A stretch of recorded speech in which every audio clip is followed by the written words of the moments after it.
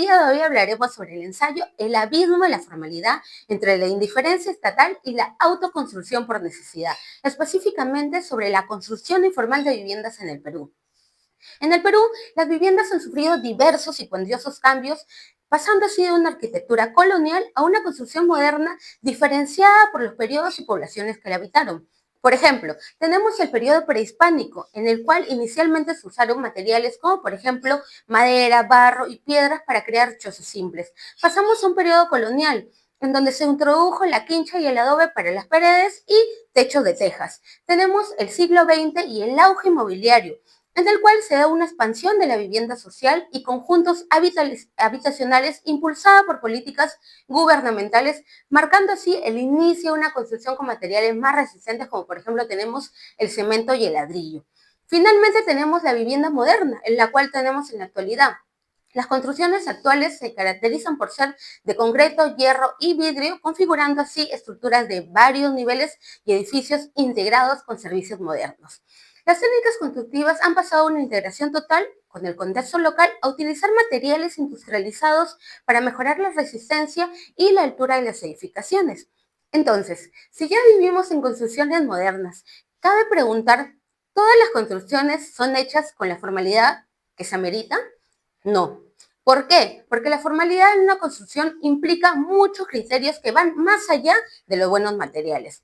En este caso, tenemos la estrategia argumentativa de generalización, en el cual podemos comentar que diversos informes permiten generalizar esa problemática. ¿Por qué? Porque se muestra cómo la construcción informal de viviendas en diversas ciudades y regiones del país se va acrecentando. Tenemos en primer lugar a San Martín, que figura con un 80% de viviendas informales, siendo una de las regiones más críticas del Perú. Luego continuamos con Iquitos, con un 73.5, en donde el uso de materiales económicos y la falta de planificación en viviendas informales reducen la calidad de vida y aumentan el riesgo de desastres. Finalmente tenemos a Lima Metropolitana, en donde más del 70% de las viviendas son informales, con alta concentración de construcciones precarias en zonas en donde el riesgo prácticamente se acrecenta, justamente en áreas periurbanas de esa zona. En definitiva, estos casos son el fiel reflejo de que se observan patrones similares y repetitivos en la construcción precaria y sin supervisión en diversas regiones del país. Se puede establecer que la construcción informal en el Perú es un fenómeno estructural que pone en riesgo la vida de la mayoría de las poblaciones. Frente a esta realidad, es importante señalar que la construcción informal de viviendas en el Perú no puede considerarse una base sólida de estabilidad habitacional. En muchos casos, estas edificaciones se desarrollan sin cumplir estándares técnicos mínimos, ni condiciones adecuadas de habitabilidad. Uno de estos aspectos más preocupantes es que muchas veces no se toma en cuenta el tipo de suelo sobre el cual se construye. Sobre este punto, el ingeniero Miguel Estrada, director del Centro Peruano Japonés de Investigaciones Sísmicas y Mitigaciones de Desastres, advierte que si no se considera ese factor, se puede estar edificando en zonas donde las ondas sísmicas se amplifican. Esto resulta especialmente grave en un país como el nuestro, que es altamente propenso a los sismos. Además, el especialista señala que ante un movimiento sísmico pueden producirse desplomes de estructuras débiles, también fugas de agua que deterioran los materiales e incluso cortocircuitos que desencadenan incendios. Es decir, no estamos hablando solo de construcciones precarias, sino de riesgos reales para la vida de las personas.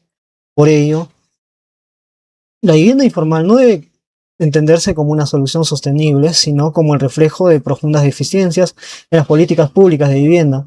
Un ejemplo claro se observa en diversos asentamientos urbanos de Lima, donde muchas viviendas han sido construidas de manera progresiva, sin supervisión técnica y en zonas de alto riesgo. En definitiva, la falta de planificación y supervisión profesional incrementa la vulnerabilidad estructural y consolida un fenómeno de riesgo que afecta a miles de personas. La construcción informal de viviendas no solo la podemos definir como una acción técnica, donde se debe regir el uso de materiales bajo una normativa estatal y el cumplimiento de trámites administrativos, sino como el proceso humano de accesibilidad para crear un refugio inmediato, donde la formalidad se convierte en una resistencia social frente al Estado peruano, siendo éste excesivamente burocrático e indiferente con la necesidad de la mayoría. En el contexto de la informalidad, tan solo en Lima la construcción informal representa más del 80% según la Cámara Peruana de la Construcción, significando que la formalidad sea un tema apartado debido a la renovación y al saneamiento de técnicas de estructuras son sumamente costosas. Por otro lado, defender la construcción informal de viviendas es estar a favor de la viabilidad de la vida.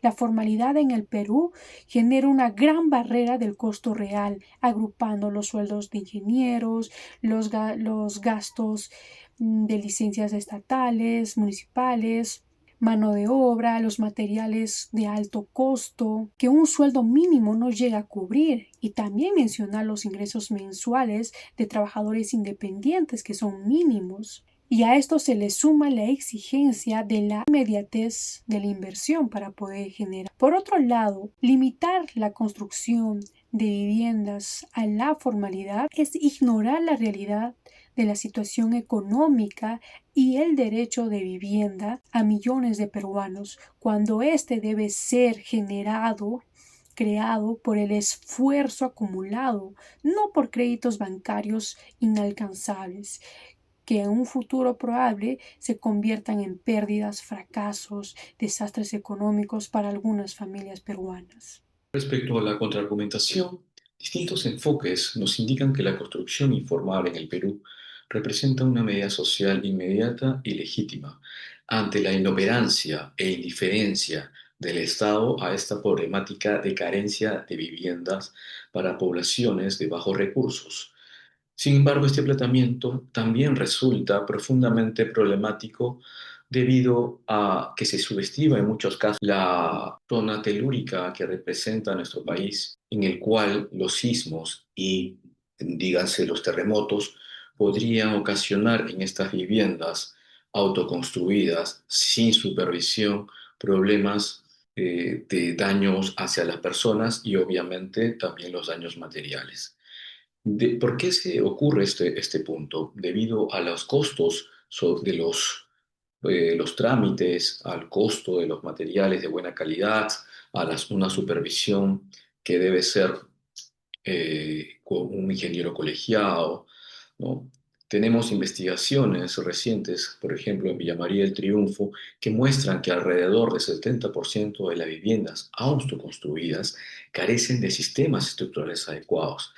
Esto se presenta por concretos de baja calidad, acero estructural mal posicionado o insuficiente en muchos casos, y por último, un diseño estructural no acorde a la normativa vigente. En conclusión, la construcción informal en nuestro país, aunque surge como una respuesta pragmática y de resistencia social ante la carencia de vivienda y la burocracia estatal, representa, sí, inaceptable para la vida, a pesar de facilitar el acceso progresivo al hogar, según la economía familiar, la falta de estándares técnicos, supervisión profesional, deriva esto de una vulnerabilidad sísmica extrema que pone en peligro la seguridad y el patrimonio de los más vulnerables.